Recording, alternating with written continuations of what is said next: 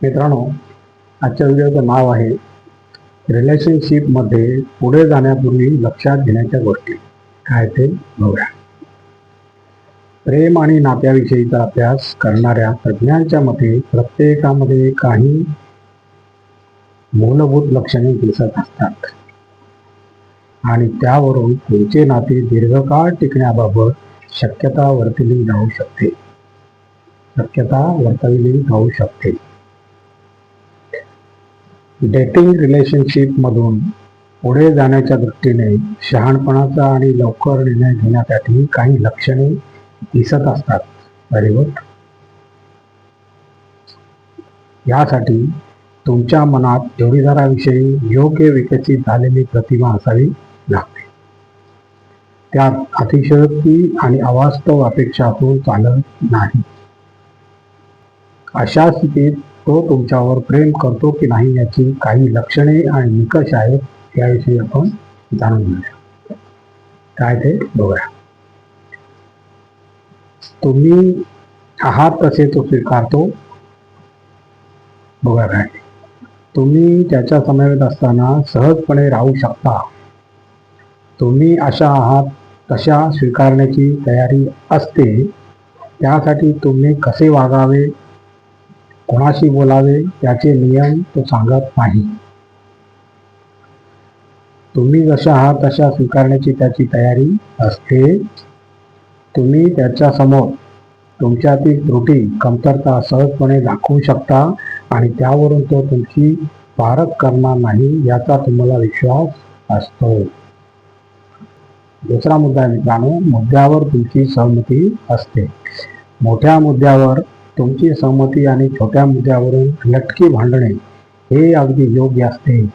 बरोबर. पण पैसा, जात, धर्म, नैतिक मूल्य याबाबत तुमची वेगवेगळी मते असतील तर त्यातून विघातक भांडणे सुरू होतील.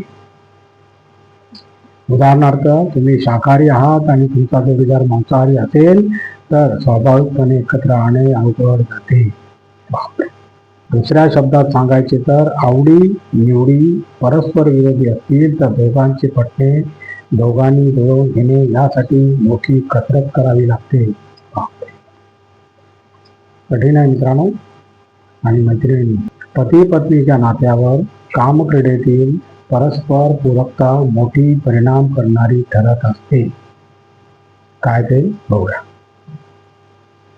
त्यातून दीर्घकालीन घट्ट नाते तयार होते.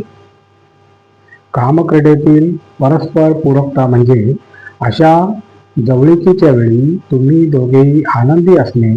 जेव्हा दोघांच्याही आवडीनिवडी सारख्याच असतात तेव्हा सगळे काही सुरळीत होते.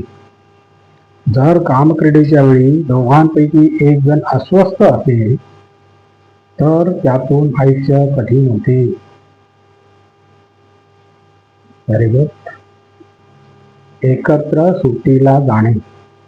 तुम्ही सुट्टी एकत्रित घालवणे अपेक्षित असते. त्यातून तुम्ही एकमेकांबरोबर डेटिंग करत आहात ती व्यक्ती अधिक चांगल्या प्रकारे समजते. सुट्टीच्या कालावधीत लोक चेहऱ्यावरील कृत्रिमता बाजूला ठेवून चिंतामुक्त वागत असतात. बरोबर. त्यामुळे रोजच्या धकाधकीच्या जीवनापेक्षा सुट्टीच्या काळात जोडीदाराला अधिक चांगल्या प्रकारे ओळखता येते. जेव्हा तुम्हाला समानतेची आणि आदराची वागणूक दिली जाते. हा मुद्दा बघूया. तुम्ही दोघे एकत्र असता तेव्हा तो तुम्हाला अधिक आत्मविश्वास देतो. जेव्हा तुम्ही दोघे असता तेव्हा तो तुमच्या स्वतःविषयी अधिक चांगले वाटेल असे वागत असतो. त्याचबरोबर तुम्हाला त्याच्या समवेत सुरक्षित आणि आश्वासक वाटते का? तुमचे उत्तर होकारार्थी असेल तर तुम्ही योग्य दिशेने जात आहात. बरोबर. कारण जो सतत तुमच्या चुका काढत असतो त्याच्याबरोबर राहणे शक्यच होत नाही. तसे घडत असेल तर तो तुमच्यासाठी एक इशारा असतो आणि वेळीच जागे होणे आवश्यक असते.